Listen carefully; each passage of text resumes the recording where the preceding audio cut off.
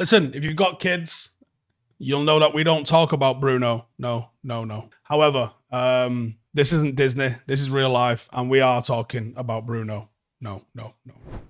Anyway, as always, Bruno Fernandes is causing a little bit of a split in the Manchester United fan base. The usual procedure of the United captain in the post-Fergie era, being the person that all of everyone's ire hits, is a familiar one to us all. But with Bruno, it feels a little bit different. Now, Bruno is getting criticised heavily at the moment because of recent performances. He has looked poor in recent weeks, and some criticism, I think, is perfectly valid.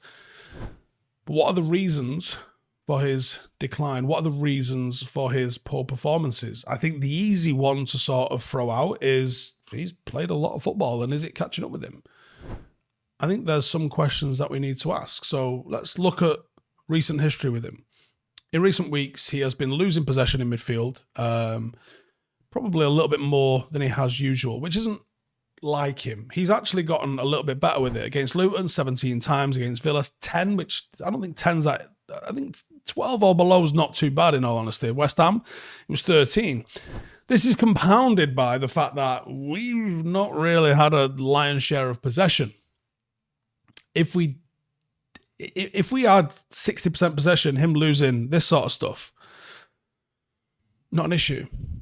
But when we're in the 40s, it's a problem, or it can be a problem. I don't think losing possession is always necessarily a terrible thing for your creative midfielder, as attempts to play killer final balls are intercepted more often than a simple 5-yard pass at centre half. But a lot of these Bruno passes have been relatively simple balls that he's been losing. As with the case with any Manchester United player, the knives come out after any drop in form. Major or minor, people have to talk about it. The criticism for Bruno might be reactionary and unfair, especially considering that he's given us the level of performance that he has since joining the club. Even looking at the losing possession stats before, it's only a problem when it's a United player. Kevin De Bruyne, I think everybody would call undeniably world class. And yes, Manchester City have more possession than us. But Kevin De Bruyne in his last few games has lost so much more possession. 32 times against Chelsea, 21 times against Copenhagen, 10 times against Everton, which was in 33 minutes, by the way. And there's no way people would talk about this for Kevin De Bruyne. So why do they talk about it for Bruno? Bruno typically outperforms everyone, including Kevin De Bruyne, when it comes to sheer number of chances created. So why is it he's the one that's United can't do X, Y, and Z because of Bruno? There's no way I think United should be looking at replacing Bruno at the moment, or even looking to remove him from our plans. But he will not be top draw forever. He's a 29-year-old now. Before we know it, he will potentially hit a big decline. He needs to be managed. And I wonder, is that one of the reasons we brought in Mason Mount? Okay, we couldn't have foreseen the issue that bringing Mason Mount in and him being injured for basically the entire season, we couldn't have foresaw that. Especially when you bought him for 60 million, you could have got him for free this year. Was he brought in as an alternative to Bruno? Was he someone that we tried to slot into multiple positions because Bruno was playing and there was injuries elsewhere? Or was he brought in because it was someone that would allow us to play Mount, but also give Bruno the night off every now and then? In reality, the injury to Mount for basically the entire season has been a problem, and Bruno has played basically every single minute. Mount played 491 minutes in the league and Champions League, where Bruno's played 2,700 minutes combined. There's no rest. Bruno's work rate is genuinely something to be admired, but I wonder, is it something that's catching up to him? It's not necessarily the years, but is it the miles? The formula that we're going to have to solve is, how do you utilise Bruno Fernandes in the future? How does Erik Ten Hag, looking to retool this side in the summer, how do Ineos and the new front of office that we've got piece together a team that includes Bruno going forward? His best games generally are the ones where he has the license to roam and pick up pockets of space that allow him to disrupt the opposition. Bruno Fernandes is a creative outlet, and his position shouldn't be too deep. If you want to get the best out of him, I think it can be. I think some of his best games creatively have been when we have pulled him a little bit deeper. That Everton game at home especially is one that sticks out. We've seen quality performances from him at other times when he's played deep. He can spray passes into space. He can put it in front of the players and the pacey wingers that are looking to run onto it. But it doesn't work in every game. You know, it's a potentially unpredictable sort of mindset from him. And it all goes back to the question of tactical sustainability.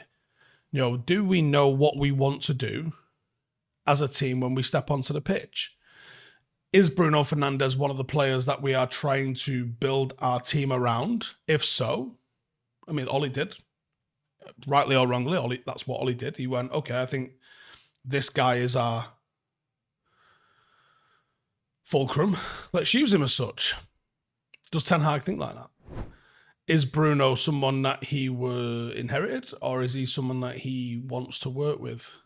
You know, undoubtedly, one, wearing a captain's armband, and two, having the history that he has at Manchester United of delivering, from a stats point of view especially, just untold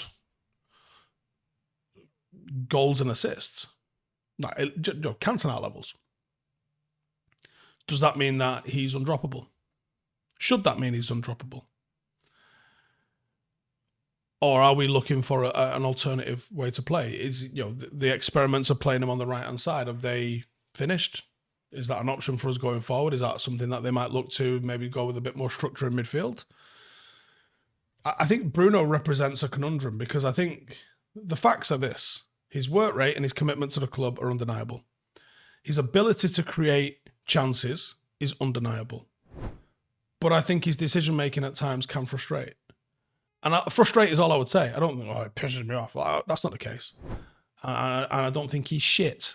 And I don't think he prevents United playing a certain brand of football at all, actually. But I do think you have to factor him into any decision-making when you're trying to build a system. Does this system get the best out of him, or is he accommodated by it? I think ultimately, if you're going to be successful, it has to be, you know, where the system and the players within the system are getting the best out of each other. Anyway, let me know in the comments, because I'm sure this one's going to have a lot of debate, and I'm interested to know what you guys think. Because no, there's no right answer here. This is my opinion. You're going to have your opinion. There is no right or wrong opinion. But let's have a chat about it. Let me know in the comments. Hey, thank you for watching the video. If you are new around these parts, then don't forget to subscribe. My channel is proudly supported by my community on Patreon. If you'd like to get a little bit of extra content, a Discord group, meetups, five-a-side games, weekly podcasts, behind the scenes, and even an occasional bit of transfer news as and when I get it, then for the price of a pint, you can show your appreciation for the content that we make and get some goodies for doing so as well. Check the link in the description or click the button right here. You'll also find all of my socials here too if you want to follow me on any of those platforms. Nice one.